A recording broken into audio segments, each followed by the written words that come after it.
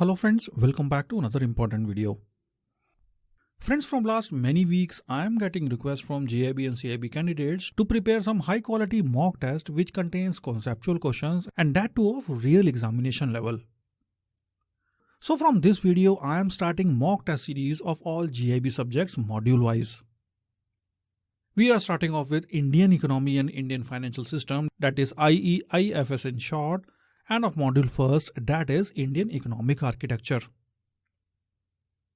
Now this mock test will also contain questions from very important foreign trade policy 2023-28 and many other updated topics. Your book contains old foreign trade policy, so please don't read that for examination. A question from foreign trade policy is also due in your this paper.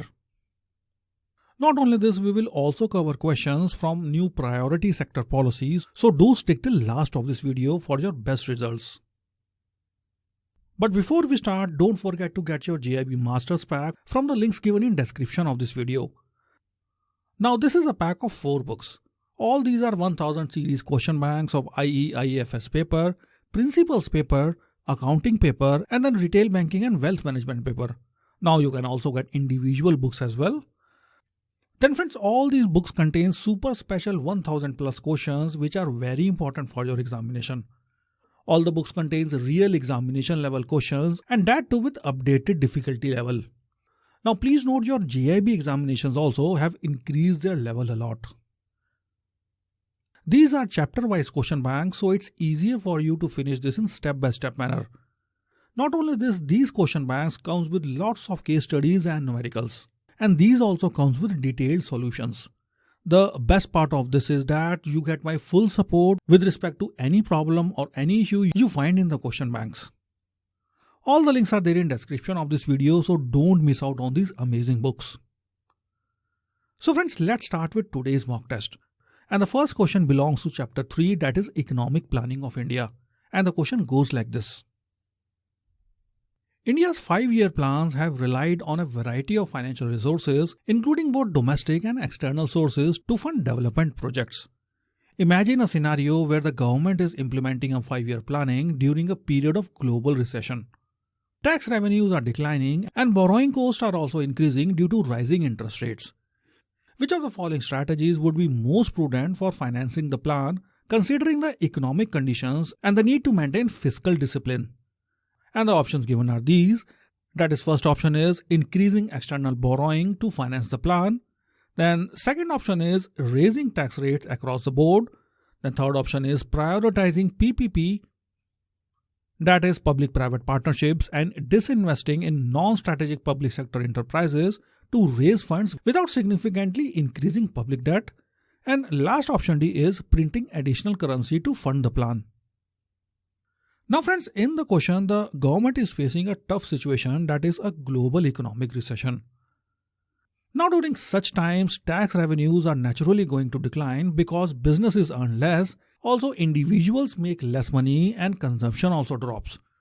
On top of that, borrowing costs are rising due to higher interest rates, which makes it even more expensive for the government to take on new debt. Friends, this situation puts immense pressure on government's ability to finance its ambitious 5-year plan. Now, first option says that increasing external borrowing to the financial plan. Friends, borrowing from international lenders might seem a quick fix solution, but it comes with a serious long-term risk.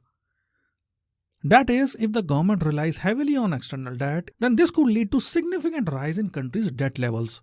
And remember, higher external debt levels can put India in a very difficult position, especially when it comes to repayment. It could lead to balance of payment crisis where the country struggles to meet its debt obligations, which is something we definitely want to avoid. You already saw what happened to Sri Lanka, where it had to give one of their port cities to China because they defaulted on their debt. Next, option B involves raising tax rates across the board. Friends, this might help generate some additional revenue, but please note it's not the best strategy during the recession. Because higher tax rates would reduce disposable income for individuals and businesses. This leads to lower spending and potentially pushing the economy further into recession. Now friends, this is like trying to squeeze water from a stone. so option B won't work when the country is already struggling. Then option D suggests printing more money to finance the plan. Well friends, this might sound like an easy way out, but please note it's a dangerous path to take. Printing additional currency without corresponding economic growth can lead to hyperinflation. We have already seen this in countries like Zimbabwe, and it's a risk we definitely want to avoid. So friends, the correct option for the given question is option C. Please note public-private partnerships or PPPs are a strategic way for the government to bring in private sector expertise and funding for the public projects. This means the government does not have to bear the entire financial burden, which is crucial during a recession. Friends, PPPs are very effective in sectors like infrastructure, where private companies can invest in projects that have a long-term return on investment. This not only helps in raising funds but also ensures that projects are managed efficiently. Then second question is from chapter 2, that is sectors of the Indian economy. And the question goes like this. India's agricultural sector has undergone several revolutions, each aimed at boosting the production of specific commodities to achieve self-sufficiency and economic growth. These revolutions have had varying degrees of success. And impact on different aspects of economy, including employment, rural development, and international trade. Now, which of the following analysis best describes the economic implications of various agricultural revolutions in India, considering both their successes and challenges? And the options given to you are these. That is, first option is, the Green Revolution led to a significant increase in wheat and rice production, contributing to India's self-sufficiency in food grains, but it also resulted in environment degradation and increased regional disparities, particularly in non-Green Revolution states. Then second option is, the White Revolution transformed India's dairy industry, making it largest producer of milk globally. But the focus on dairy products led to a neglect of other agricultural sectors, reducing the overall diversification of rural economy.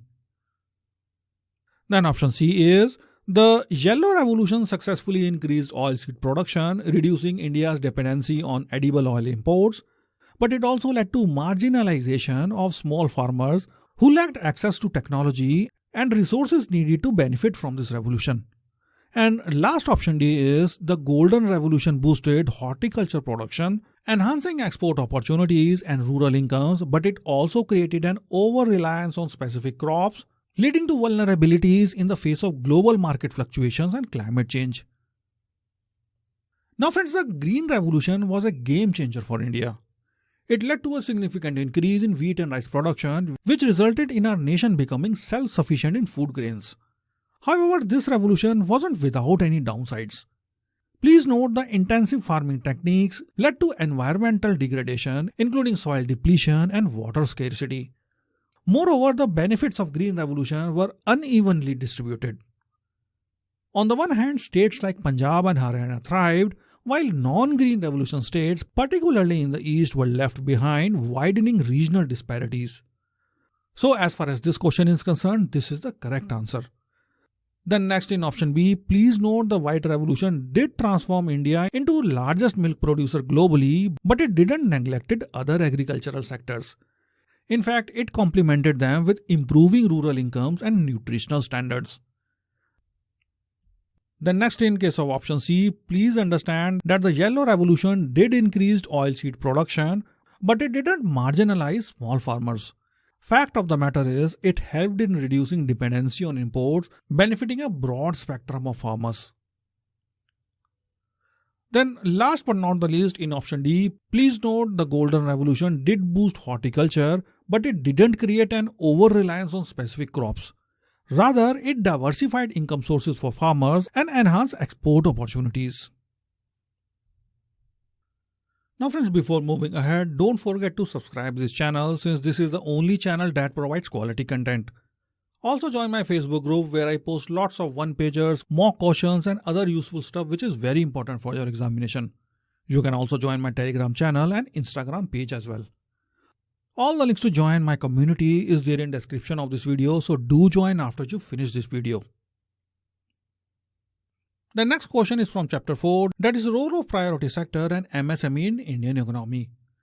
Friends, please note priority sector lending is very important topic for your paper.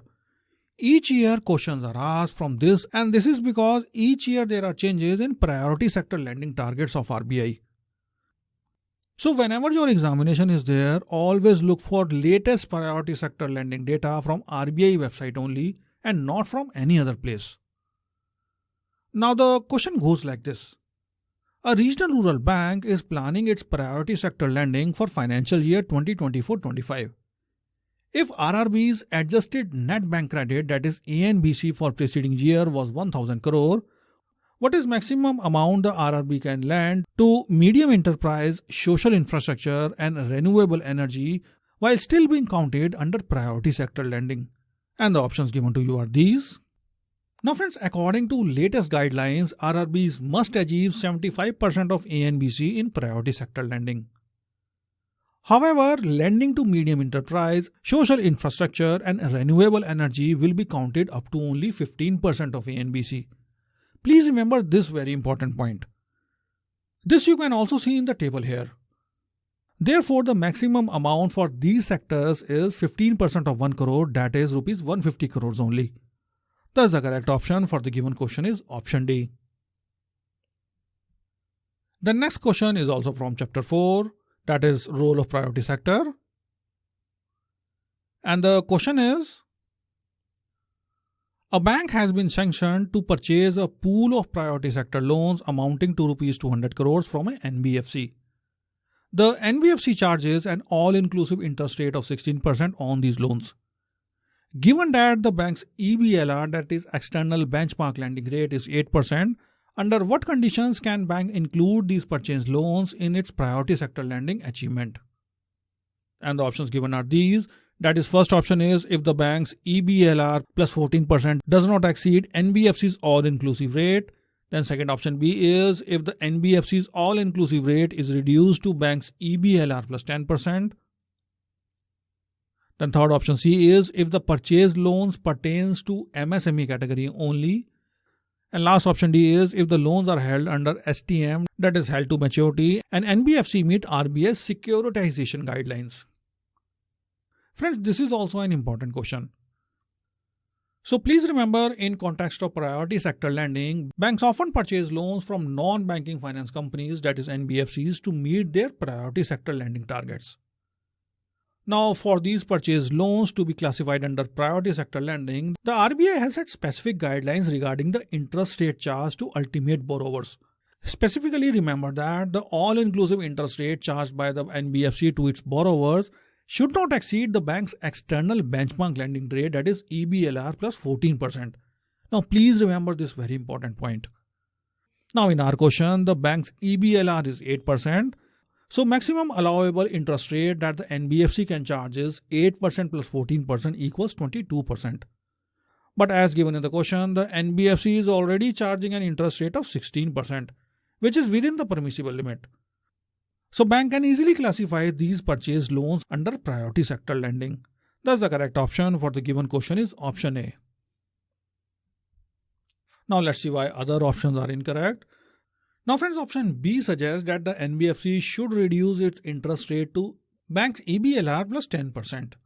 But please note, this is unnecessary as EBLR plus 14% limit is not exceeded in our question. The next option C implies that only MSME loans are eligible. But friends, this is also incorrect since the guideline applies to all eligible PSL loans and not just MSMEs. Lastly, option D incorrectly assumes that a loan must be held under HTM, that is held to maturity, and follow RBI's securitization guidelines. But friends, this is not a requirement for PSL classification based on interest rate alone. Next friends, if you are loving the content, then don't miss to like this video since this tells me that you are loving the content and it motivates me to make more such awesome content. So don't forget to like this video and also comment awesome content in the comment section. The next question is from chapter 6, that is globalization impact on India. And the question is, the re-emergence of protectionism in the global economy, particularly among developed nations, threatens the principles of globalization that have driven economic growth in countries like India. Given the challenges posed by this trend, Which of the following policy frameworks would be most effective for India to sustain its economic growth and continue benefiting from globalization despite the rise of protectionism? And the options given to you are these. That is, first option is establish a comprehensive industrial policy that focuses on self-reliance by promoting import substitution across all sectors, reducing dependency on global markets. Then the second option is develop a dual strategy that combines selective protectionism in vulnerable sectors with protective engagement in global trade negotiations to secure favorable terms for Indian exports. Then third option is increase tariffs on imported goods across the board to protect domestic industries and stimulate local production, even if it leads to trade disputes with major trading partners. And last option D is withdraw from global trade agreements that impose restrictions on India's ability to protect its domestic industries, focusing instead on regional trade partnerships. Now friends, the correct option for the given question is option B. Please remember, a dual strategy offers India a balanced approach to navigating the complexities of rising protectionism. By selectively protecting vulnerable sectors, India can shield its economy from immediate shock while also maintaining its global trade presence. Friends, this strategy promotes sustainable growth which leverages the benefits of globalization while also mitigating risks. Now, in case of option A, please note that complete self-reliance and import substitution across all sectors can lead to inefficiencies, low innovation, and this reduces competitiveness in global markets. So, this option is incorrect. Then in case of option C, please note increasing across-the-board tariffs could lead to opposition from trading partners, thereby increasing trade disputes and also harming India's export sector, which will lead to higher consumer prices. Lastly, friends, in case of option D, withdrawing from the global trade agreements would isolate India and limiting access to international markets and thus reducing economic opportunities, which could hinder our growth. So as far as this question goes, the correct option is option B. The next question is from chapter 8, that is foreign trade policy, foreign investments and economic development. Friends, as said before, that foreign trade policy is very important topic from your module A of IEIFS paper. So don't skip these important questions. And so question 6 goes like this. Which of the following is not one of the pillars of foreign trade policy 2023-28? And the options given to you are these. That is, first option is incentive to remission. Then second option is export promotion through collaboration. Then third option is development of local industries. And last option D is ease of doing business. Now friends, the correct answer for the question is option C, that is development of local industries. Please remember, the correct 4 pillars of foreign trade policy 2023-2028 are: first one is incentive to remission. Then second is export promotion through collaboration. Then third is ease of doing business. And last but not the least is emerging areas such as e-commerce, developing districts as export hubs and streamlining eco-med policy. Friends, development of local industries is also important, but this is not specifically mentioned as one of the 4 pillars in latest FTP policy 2023-28 policy. The next question is also from chapter 8, that is foreign trade policy.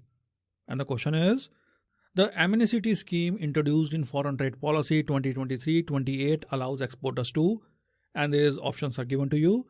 That is, first option is file new export authorization applications without paying any fees. Then second option is regularize default in meeting export obligations with capped interest on duties.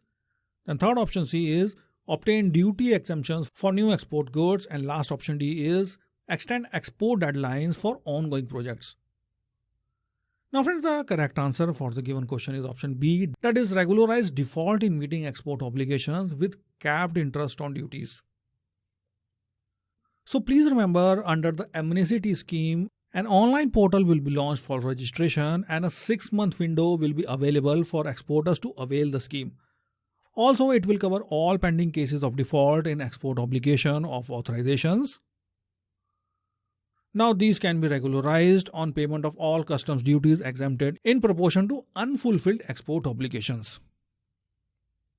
The next question is from chapter 9, that is International Economic Organizations. And the question goes like this. Regional Economic Cooperation has gained momentum in recent years, with organizations like Regional Comprehensive Economic Partnership, that is RCEP, playing a significant role in shaping trade relations in Asia Pacific. Considering India's stance on RCEP and its broader impact on the regional trade dynamics, which of the following best explains the rationale behind India's decision to opt out of RCEP negotiations and the potential implications for India's trade policies? And the options given are these. First option is India opted out of RCEP due to concerns over a potential increase in trade deficit with China, fearing that the agreement will lead to influx of cheaper Chinese goods, thereby harming domestic industries. Then option B is India chose not to join RCEP because it prioritized deeper economic integration with European Union over regional trade agreements in Asia Pacific. Then third option C is India's decision was driven by a preference for bilateral trade agreements over multilateral ones. And this was to have greater control over its trade policies and reduce dependency on regional blocs. And last option D is India opted out due to lack of provisions for labor standards and environmental protections in the RCEP, aligning with its commitment to sustainable development. Now friends, the correct option for the given question is option A. Friends, India decided to opt out of Regional Comprehensive Economic Partnership, that is RCEP, primarily due to concerns over its growing trade deficit with China. India feared that agreement would allow a flood of cheaper Chinese goods into its market, potentially harming domestic industries, particularly in manufacturing and agricultural sectors. Now, this decision reflects India's cautious approach to multilateral trade agreements and also prioritizing the protection of its domestic industries and need for balanced trade relations within the region. The next question is from chapter 10, that is Climate Change Sustainable Development Goals. Friends, Sustainable Development Goals is a very important topic from Module A of this paper. And the next question goes like this. India's approach to achieving the Sustainable Development Goals requires not only national level strategies but also effective local implementation, particularly in addressing water-related challenges under Sustainable Development Goal 6, that is Clean Water and Sanitation. Considering the diverse and region-specific water issues in India, which of the following locally tailored interventions would most effectively enhance water security and sustainability while also contributing to Sustainable Development Goal 15, that is Life on Land, and Sustainable Development Goal 14, that is Life Below Water? And the options given are these, that is expanding large-scale dam projects in ecologically sensitive regions. Then the second option is promoting the revival of traditional water harvesting systems integrated with modern water management techniques. Then option C is increasing reliance on groundwater extraction without regulating withdrawal rates. And last option D is encouraging industrial water usage. Friends, promoting the revival of traditional water harvesting systems such as ancient tanks, ponds and step wells, and all this integrated with modern water management techniques offer a sustainable solution to India's water challenges. These systems have been historically effective in managing water resources.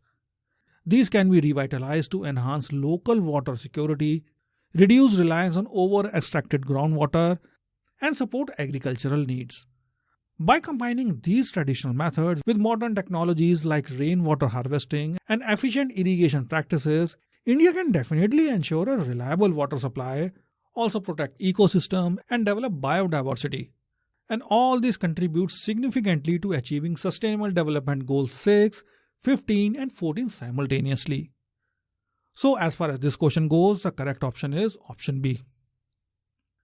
Friends, finally we have reached the last question of our mock test, and this pertains to chapter 7, that is economic reforms. And the question is, India's integration with the global economy following the 1991 economic reforms involved not only trade liberalization but also the gradual opening of financial sector to foreign investments. One of the significant outcomes was the increased inflow of foreign portfolio investments, that is FPIs, into Indian equity market. However, the volatile nature of FPIs posed risk for financial stability. Which of the following best describes the policy measures adopted by the Indian government to mitigate the risk associated with FPIs? And the options given are these. That is, first option is imposed capital control on short-term portfolio investments to prevent sudden outflows. Then second option B is increasing the SLR for banks to absorb excess liquidity from FPIs. Then third option C is implementing a Tobin tax on all foreign investments to discourage speculative capital flows. And last option D is establish a sovereign wealth fund to stabilize the market during the periods of FPI volatility. Now friends, following the 1991 economic reforms, India's integration with the global economies saw a major rise in FPIs into Indian equity markets. While this inflow boosted capital markets, it also brought volatility, and this posed a risk to financial stability. Now to mitigate this risk, the Indian government implemented capital controls specifically on short-term portfolio investments. Now friends, this strategy was crucial in preventing sudden and massive outflow of capital during global market turmoil, and thus helping to shield the Indian economy from financial shocks. So by carefully managing these inflows, India was able to balance growth with stability in its financial landscape. Thus the correct option for this question is option A. So friends, with this I wind up this video. I hope you found the content beneficial. Also, don't miss out to get your JAIIB Masters Pack or even any of these books from the links given in description to this video.